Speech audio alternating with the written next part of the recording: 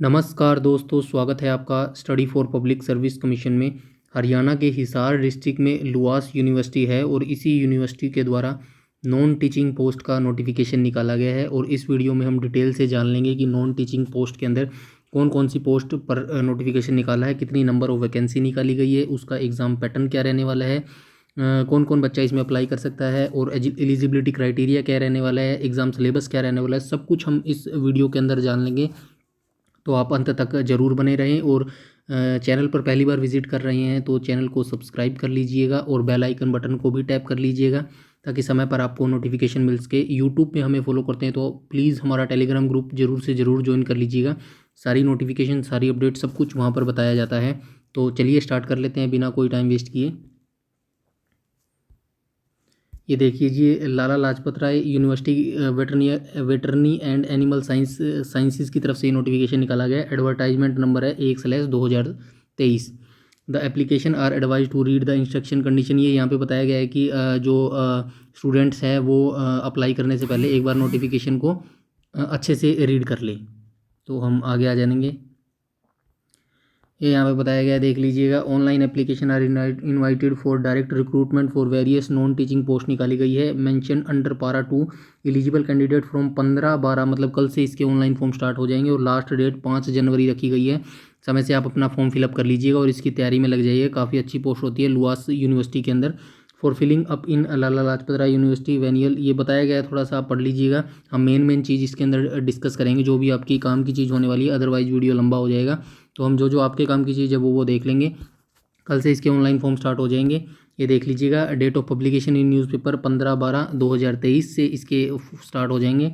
Opening date 15/12, कल सुबह 9 बजे से स्टार्ट हो जाएंगे फॉर्म और लास्ट डेट 5 जनवरी रखी गई है। समय से आप इसका फॉर्म फिलअप कर लीजिएगा और बाकी हम इसमें सारी डिटेल जान लेंगे। फिर भी आपका कोई डाउट है, कोई क्वेरी रह जाती है तो प्लीज़ आप कमेंट करके पूछ सकती हैं। ये देख लीजिएगा, पे स्केल बताया गया है। ग्रुप सी पोस्ट के लिए लैब टेक्नीशियन की पोस्ट है। जर्नल की एक ही पोस्ट आई है इसके अंदर और 35,000 से 1,12,000 के आसपास आपको इसके अंदर सैलरी मिलेगी। VLDA की 4 पोस्ट हैं। जर्नल की एक है, BCA की एक है, SC की एक है, जर्नल ESM की एक है। सैलरी इसके अंदर 35,400 से आपको मिलने वाली है पर मंथ।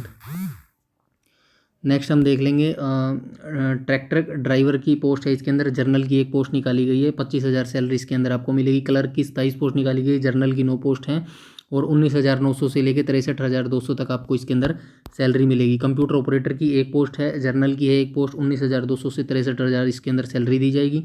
स्टेनोटाइपिस्ट की पोस्ट निकाली गई, 7 पोस्ट इसके अंदर आई है। जर्नल की एक है, PWD की एक है, जर्नल ESM की एक है। देख लीजिएगा, 19,900 से 63,000 इसके अंदर सैलरी दी जाएगी। लैब अटेंडेंट की बात करें तो 2 पोस्ट आई है इसके अंदर। जर्नल की एक है, EWS की एक है। 19,900 से 63,200 इसके अंदर सैलरी दी जाएगी। डेयरी मैन्युफैक्चरिंग असिस्टेंट की एक पोस्ट आई है, जर्नल की एक पोस्ट है। 19,000 से 63,000 इसके अंदर सैलरी दी जाएगी। ग्रुप डी की बात करें तो ग्रुप डी में कौन कौन सी पोस्ट आई है देख लीजिए। एनिमल अटेंडेंट की पोस्ट आई है, जर्नल की 8 पोस्ट हैं, BCA की 4 हैं। ये देख लीजिए कैटेगरी वाइज पोस्ट। 16,000 से 53,000 के बीच में इसके अंदर सैलरी मिलने वाली है। अटेंडेंट की 3 पोस्ट आई है, जर्नल की एक पोस्ट आई है। 16,000 से 53,000 सैलरी मिलेगी आपको। बेलदार की 2 पोस्ट आई है, जर्नल की एक है, एक BCB की है। 16,000 इसमें पर मंथ आपको सैलरी दी जाएगी। हेल्पर की एक पोस्ट है, जर्नल की एक ही पोस्ट है। मैसेंजर की 6 पोस्ट हैं और जर्नल की इसके अंदर 2 पोस्ट आई हैं। तो ये आप देख लीजिएगा, इसमें दे रखी है। स्वीपर की एक पोस्ट आई है, जर्नल की एक पोस्ट, 16,000 इसके अंदर सैलरी मिलेगी। व्हीकल अटेंडेंट की पोस्ट है, 2 जर्नल की है और 16,000 इसके अंदर सैलरी दी जाएगी। तो ये बताया गया। एसेंशियल क्वालिफिकेशन भी हम देख लेते हैं। लैब टेक्नीशियन की एसेंशियल क्वालिफिकेशन देख लेते हैं। 10+2 आपने की है साइंस से तो आप इस फॉर्म को भर सकते हैं। प्लस साथ में 2 year diploma in veterinary laboratory technology का आपके पास 2 साल का डिप्लोमा भी होना चाहिए वेटरनी का, तो आप इस फॉर्म को भर पाएंगे। और 10वीं क्लास में आपको हिंदी या संस्कृत एक सब्जेक्ट आपके पास होना चाहिए। Veterinary life stock development assistant VLDA की देख लेते हैं। 10+2 आपने की होनी चाहिए। 2 year diploma of veterinary and life stock development diploma, ये इसमें आपका डिप्लोमा होना चाहिए 2 साल का। मिनिमम 60% आपके मार्क्स होने चाहिए तो आप इस फॉर्म को भर पाएंगे। ये कैटेगरी वाइज दे रखा है। जनरल के 60% होने चाहिए और ये और कैटेगरी के 55% होने चाहिए। साथ में टेंथ क्लास में आपके पास हिंदी या संस्कृत एक सब्जेक्ट होना चाहिए। नेक्स्ट हम देख लेंगे ट्रैक्टर ड्राइवर की पोस्ट के लिए।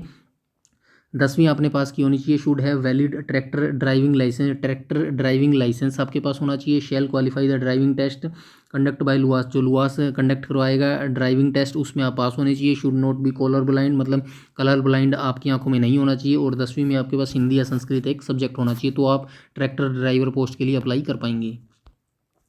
क्लर्क की पोस्ट देख लेते हैं। सबसे ज़्यादा रश भी इसी पोस्ट के लिए रहने वाला है, सबसे ज़्यादा फाइटिंग कैंडिडेट भी इसी पोस्ट के अंदर आने वाले हैं। तो देख लेते हैं। ग्रेजुएशन आपके पास होनी चाहिए विद 50% मार्क के साथ। 45 मार्क एससी के लिए, मतलब 50% और कैटेगरी के लिए, और 45 एससी कैटेगरी के लिए होनी चाहिए ग्रेजुएशन।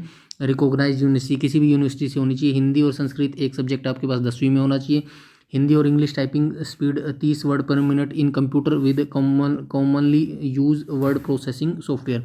तो आपके पास ये स्पीड भी होनी चाहिए 30 वर्ड पर मिनट हिंदी और इंग्लिश में, ठीक है। और उसके बाद देख लेते हैं, आगे आ जाएंगे हम। कंप्यूटर ऑपरेटर की बात कर लें तो कंप्यूटर ऑपरेटर की वैकेंसी की एलिजिबिलिटी देख लेते हैं। ग्रेजुएशन इन कंप्यूटर साइंस आपने ग्रेजुएशन की होनी चाहिए, तो कंप्यूटर साइंस में, या फिर बीसीए की है आपने, या फिर बीटेक की है कंप्यूटर के अंदर, बीटेक की है आईटी के अंदर।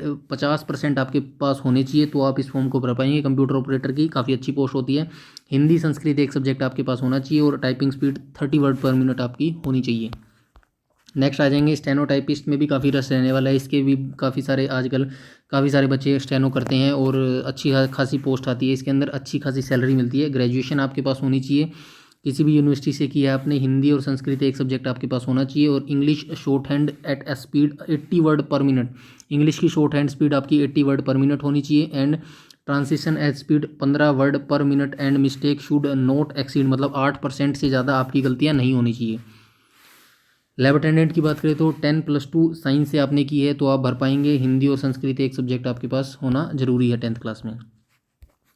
डेयरी मैन्युफैक्चरिंग की बात करें तो 10+2 आपके पास होनी चाहिए। 2 साल का डिप्लोमा भी आपके पास होना चाहिए डेयरी टेक्नोलॉजी विद मिनिमम 60% के साथ जर्नल के लिए, तो आप इस फॉर्म को भर पाएंगे। या फिर आपके पास ये होनी चाहिए, बीटेक आपने की है डेयरी टेक्नोलॉजी में, 60% आपके मार्क्स होने चाहिए। और हिंदी और संस्कृत एक सब्जेक्ट होना चाहिए 10वीं क्लास में, तो आप इस फॉर्म को भर पाएंगे। एनिमल अटेंडेंट की बात करें तो 10वीं आपने की होनी चाहिए। Certificate of training and animal handling animal husbandry with recognise government, मतलब गवर्नमेंट से किया होना चाहिए ये सर्टिफिकेट आपके पास। और 10वीं क्लास में हिंदी और संस्कृत होना चाहिए, तो आप इस फॉर्म को भर पाएंगे। नेक्स्ट हम देख लेंगे। अटेंडेंट की 10वीं क्लास पास होनी चाहिए, और हिंदी और संस्कृत एक सब्जेक्ट होना चाहिए, तो आप भर पाएंगे। बेलदार की बात करें तो 10वीं क्लास पास होनी चाहिए, साथ में हिंदी और संस्कृत एक सब्जेक्ट आपके पास होना चाहिए, तो आप इस फॉर्म को भर पाएंगे। हेल्पर की बात करें तो 10वीं क्लास आप पास होनी चाहिए, प्लस में हिंदी और संस्कृत एक सब्जेक्ट आपके पास 10th क्लास में होना चाहिए, तो आप इस फॉर्म को भर पाएंगे। मैसेंजर की बात करें तो मैट्रिकुलेशन विद 50% की होनी चाहिए आपके पास, और हिंदी और संस्कृत एक सब्जेक्ट होना चाहिए आपके पास 10th क्लास में। स्वीपर की बात करें तो मिडिल पास्ड विद हिंदी, मतलब कि 8th क्लास आप पास होनी चाहिए, और फिजिकली फिट होनी चाहिए, तो आप फॉर्म को भर पाएंगे। व्हीकल अटेंडेंट की बात करें तो 10वीं आपके पास होनी चाहिए, 10वीं पास होनी चाहिए, और हिंदी और संस्कृत एक सब्जेक्ट 10th क्लास में होना चाहिए। तो ये हमने एजुकेशन क्वालिफिकेशन देख ली, और बाकी देख लेते हैं क्या क्या मेन चीज़ है। ये एज रिलैक्सेशन की बात की, ये एज रिलैक्सेशन वैसे ही दिया जाता है हरियाणा में जैसे और सभी राज्य अपने आप को देते हैं। SC ST के लिए 5 साल की छूट है, और बैकवर्ड क्लासेस के लिए 5 साल की छूट है। और ये देख लीजिए डिजेबल पर्सन के लिए 10 साल की छूट इसके अंदर दिए गया। आप जिस भी कैटेगरी से हैं यहाँ पे मेंशन किया गया, आप देख लीजिएगा अपने अकॉर्डिंग कौन कितनी छूट आपको मिल रही है, सेम रहने वाला है, इसमें कोई वो नहीं है। ये यहाँ पे देख लीजिएगा नोट 1 में ये कहा गया कि for appointment of ex serviceman to any post mentioned above his her age will be calculated keeping view actual age mean minus actual period of military service plus up to, ये army के जो ex serviceman होती है उनके बारे में बताया गया है। Upper age limit an applicant any category expert serviceman एक्सएल नोट एक्सीड 52 साल से ज़्यादा नहीं होनी चाहिए एक्स सर्विसमैन की age, who entitled avail benefit exception more, ये यहाँ पे बताया गया है। No experience certificate equivalent high post issued by the appointing authority of respective department. ठीक है, आगे आ जाएंगे। जो मेन चीज़ है डोंट वरी मैं आपको मेंशन कर दूंगा। ये फ़ीस की बात करें हम, ऑनलाइन कितना चार्ज किया जाएगा। Name of post group C के लिए 1000 फ़ीस ली जाएगी मेल और फीमेल से, और फीमेल हरियाणा से 500 रुपये लिए जाएंगे। और जो SC BC EWS candidate of Haryana state के हैं तो इनसे 250 और 125 SC BC की बात कर रहे हैं यहाँ पे, तो ये चार्ज रहने वाला है। ग्रुप डी के लिए ₹600 लिए जाएंगे मेल और फीमेल से, और जो फीमेल हरियाणा की होगी उनसे ₹300 लिए जाएंगे। तो ये देख लीजिएगा अपना,